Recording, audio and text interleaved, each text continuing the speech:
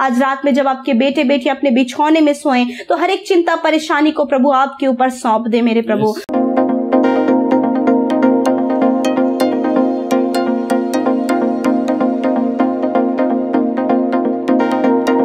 Praise the Lord. दोस्तों, हम आपका स्वागत करते हैं आज रात की प्रार्थना में।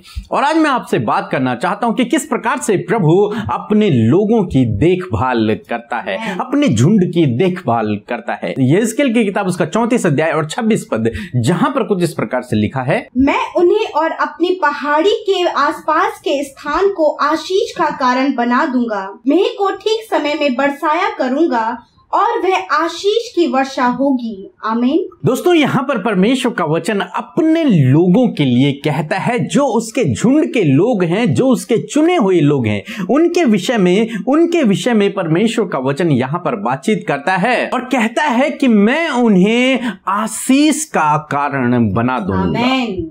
दोस्तों, परमेश्वर आपको आशीष का कारण बनाएगा, आपके परिवार के लिए आशीष का कारण, आपके दोस्तों के लिए आशीष का कारण, आपके आस पड़ोस के लिए आशीष का कारण, आपके देश के लिए आशीष का कारण, अन्य लोगों को आपके द्वारा परमेश्वर आशीषित करेगा, क्योंकि परमेश्वर आपको लोगों के लिए आशीष का कारण बनाएगा। आप आशीष की संतान हैं। फिर परमेश्वर का वचन कहता है, मैं उनके लिए मेघ को बरसाया करूंगा सही समय में।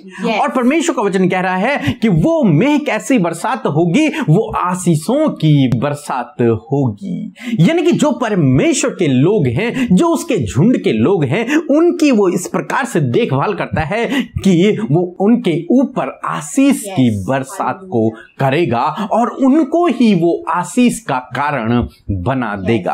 आगे कुछ वचन में इस प्रकार से लिखा है कि तब वृक्ष फलेंगे, उन पर फल लगेंगे और फसल अपनी उपज को देगी। उन लोगों के अंदर कोई डर नहीं होगा, वो निडरता से रहेंगे। क्यों? क्योंकि परमेश्वर उनके साथ में होगा और परमेश्वर उनकी देखभाल करेगा, उनकी रखवाली करेगा। जिस प्रकार से एक चरवाहा अपने झुंड की रखवाली करता है, अपनी भेड़ों की रखवाली करता है, उसी प्रकार से परमेश्वर अपने चुने हुए लोगों की, अपने बुलाए हुए लोगों की देखभाल करेगा।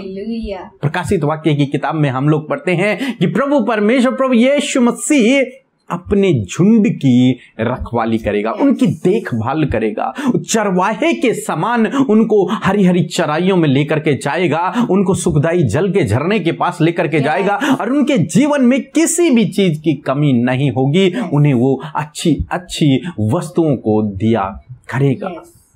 क्यों? क्योंकि वो उसकी भेड़े हैं, क्योंकि वो उनका रखवाला है, क्योंकि वो उनका चरवाहा है। दोस्तों, आज शाम मैं आपसे कहूंगा कि परमेश्वर आपका चरवाहा है, प्रभु यीशु मसीह आपका चरवाहा है। वो आपकी देखभाल करना जानता है और आपको परमेश्वर आशीष का कारण बनाएगा। न केवल आपको आशीष देगा परमेश्वर, बल्कि आपको इतनी आशीष देगा कि आपके द्वारा लोग भी आशीषित होंगे। आप जानते हैं, परमेश्वर का वचन धर्मी जन को एक वृक्ष के समान बताता है। कई बार हम लोग पढ़ते हैं कि एक धर्मी जन उस वृक्ष के समान है, वृक्ष जिसके पत्ते कभी मुरझाते नहीं, जो फलदायक होता है, जिस पर बहुतेरे पंछी आकर बसेरा करते हैं, अपने घोंसले बनाते हैं, वहां रहते हैं।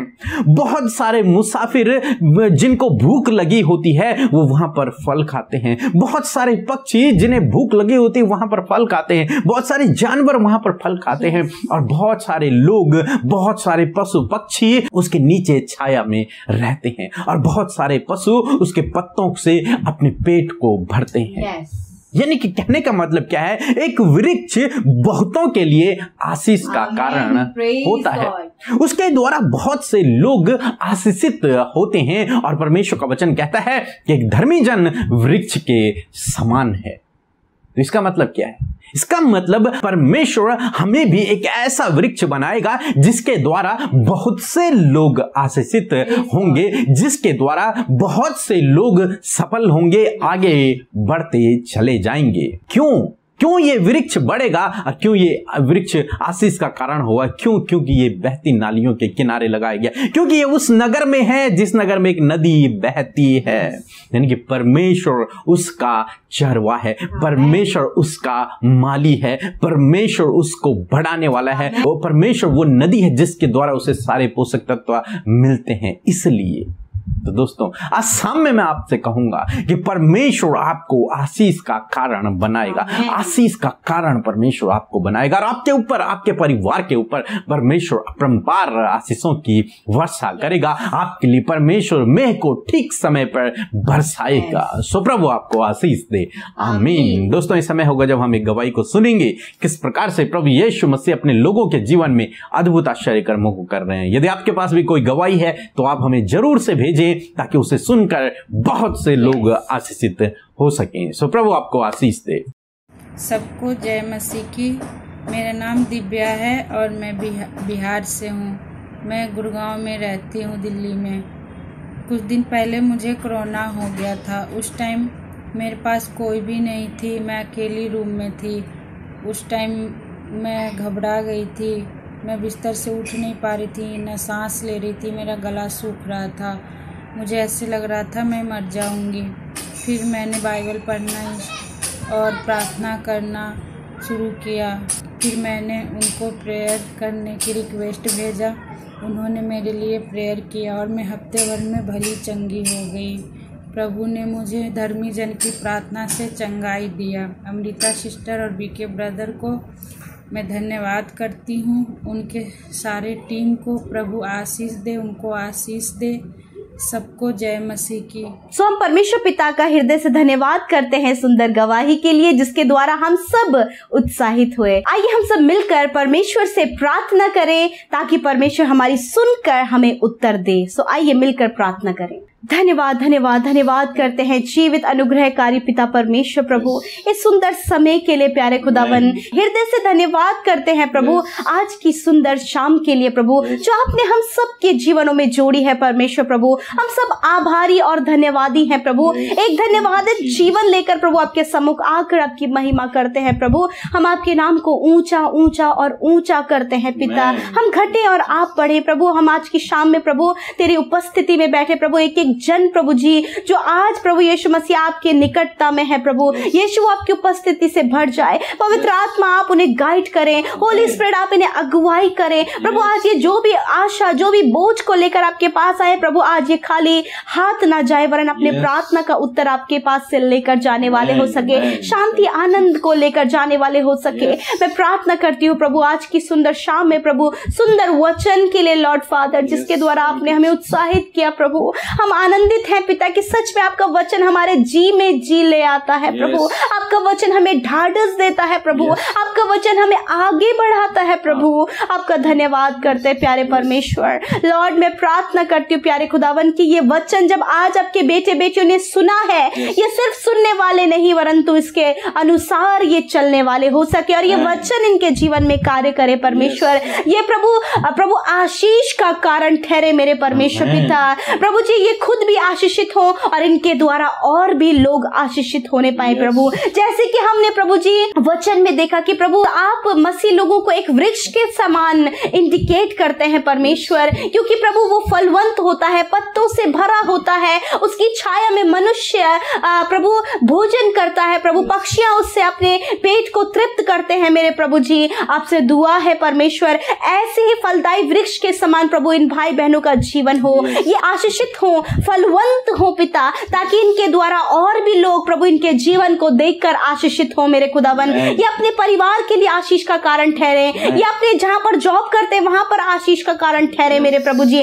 जहां कहीं ये जाए वहां पर ये आशीष का कारण ठहरे प्रभु जी। इनके साथ प्रभु तेरी आशीषें जाए प्रभु, और प्रभु ये जहां कहीं भी प्रभु आपके बेटे बेटियां जाए वहां पर प्रभु आप इनके द्वारा और लोगों को भी आशीषित करे मेरे खुदा।